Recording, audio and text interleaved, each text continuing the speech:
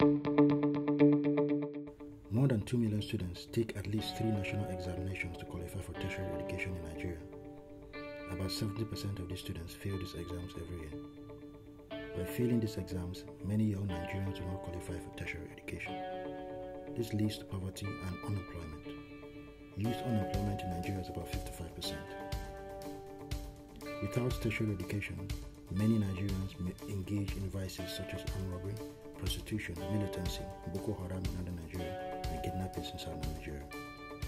This is a story about a young entrepreneur who went from humble beginnings to create one of the most innovative companies that helps students qualify for tertiary education. I'm the CEO and co-founder of pass.ng.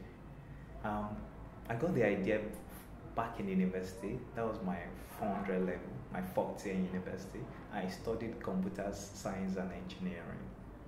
So a lot of people I discovered in Nigeria are failing the examination. Typically about 70% of candidates who sit for examinations in Nigeria fail every year. And there's this particular exam that they all fail, which happens to be JAMB.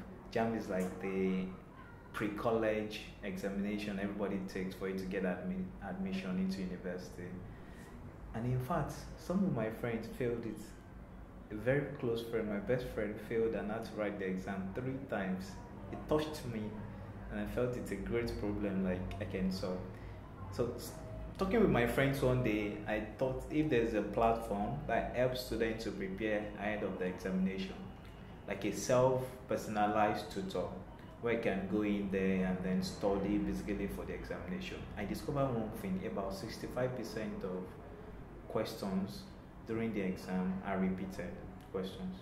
So if students could master and read very well and as well practice to test what they've read, if they really know it with those past questions, then they stand a chance of passing the exam better. With his idea already formed in his mind, Samson and his friends started talking about creating an app, but they had no money. They were weighed down by the pressure of their schoolwork. Then they heard about an app competition. MTN, who happens to be the leading telco around that period, they announced it, went online, and they were luring developers to come on their platform, develop apps, put it on the MTN App Store, and for competition's sake, in a bid to win a ₦1 million grand prize and a car. So we were in university. That was a lot of money to us back then. We said, okay, fine, let's compete in this application contest. So we developed our own app too. That was when we developed the JAMB itself, and then we placed it on MTN App Store. Because MTN were promoting it, so there were people coming online to check which app they want to download. Samson's app quickly reached 150,000 downloads, even though the app didn't win the MTN competition. Samson and his friends ran into new challenges as they could not support the traffic.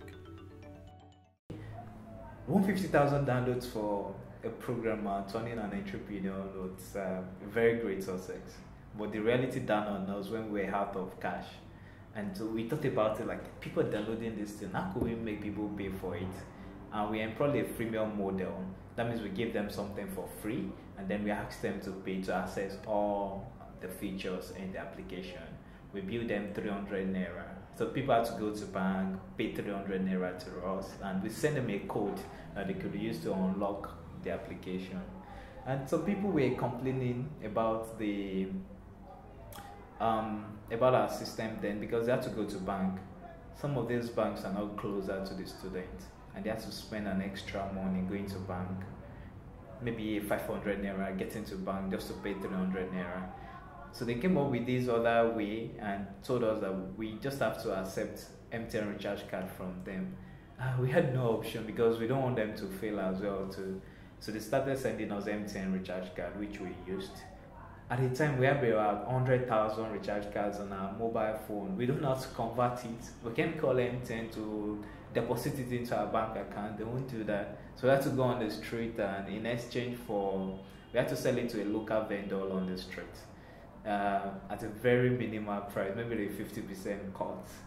But all in all, we are very happy because we were able to touch some student lives around that period.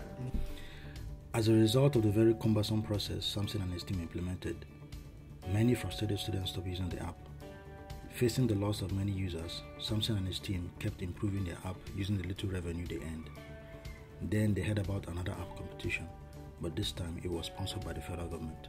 And there was a publication from the Ministry of Education going through all universities that they should come up with some educative applications and showcase it at the forthcoming event at the Federal Capital Territory, Abuja. So one came to our school, and once it got to our school, they forwarded it to the Department of Computer Science and Engineering, and the lecturers had to call us, and we guys are always represent the schools like, hey, there's another one, you guys have to go make the school proud in this one. And so already we've developed the application, I already have the idea, and I told my teammate, I said, hey, come on, let's go present this application. We got down to Abuja, and coincidentally we had the JAMB people there on board too. They came to demo their JAMB CBT software, and we also came with a solution that could help students prepare well for the CBT examination. So we demoed it, we showcased it to them, and we came second nationwide. We were very happy. We made the school so proud, and the Minister of Education had to come around, give us some gifts, some cash prize. We're so happy that we forgot to even snap with the Minister of Education. It was so funny until we got home and we remembered that we didn't take any snapshot. Buoyed by their newfound fame and success, Samson and his team began thinking about ways to expand their app to reach more users. Then they heard about a new startup fund that was seeking to invest $1.5 million in startups. Samson and his team jumped at the opportunity. Okay, as a software developer, a lot of people do call me to handle their project for them. So a friend called from Lagos while I was in school and said, hey Sam, I need you to help me build my mobile application. He saw the one we created, and he also wanted something similar.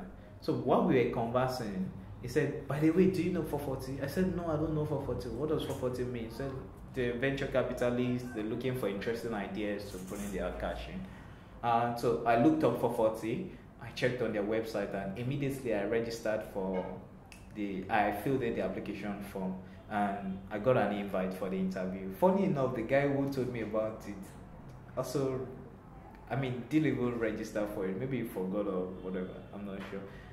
But the guy helped us, gave us the information, we registered for it, and then we got an invite for the interview. Samson knew that they needed help. His app had a complicated payments process. It generated little revenue, and it was still losing users. These challenges motivated Samson and his team to prepare hard for the interview. They prepared slides, wrote business plans, developed business models, and crafted a compelling pitch. On getting to the interview, it was very, very different from what we thought about. It was less semi-formal. The whole presentation I made, they never used it. There's no, let's just talk to you personally, and then we started. The experience was great. We got to talk to Chika and Christine there. We thought it would be very formal. It was semi-formal, so we felt very comfortable and more relaxed. They made us feel very relaxed. They asked us some questions that we never thought about. Some questions like, as an entrepreneur, I know these are the questions that we should always ask ourselves, but because we were programmers then, we never thought about it. So they opened our eyes to some even interesting things we could consider in the application. So the experience was good. Yeah. Samson and his team were later selected by an investment fund, and they got admitted into a 3-month program to scale up their business. They hired more staff, changed their company name, and got more money from investors to reach more users. During our incubation in 440, we got a partnership with the Health Network. Health Network has been a big impact. Has had a big impact on us, a tremendous one, I must say. All our billing problem where users had to go to bank to make a payment has been solved. So we now have a synchronous system working on our platform whereby people could make payments right from their credit balance on their phone. That helped us a lot. Was able to scale faster. We were able to reach more things because the telco was able to do some PR for us. And we were able to also grow our revenue, but most importantly, we were able to touch a lot of lives in Nigeria. The typical scenario we have is 70% of people failing, but when we conducted a research on about 1,000, we conducted a survey of 1,000 of our users, and we discovered that 60% of our users actually passed their examinations. That means we were able to reduce failure rates from 70% to 40%. For us, that's not where we're going, but it's a very good indication that our product is impacting lives in Nigeria, and the students who uses it could testify to the fact that it helped them a lot in preparation for this.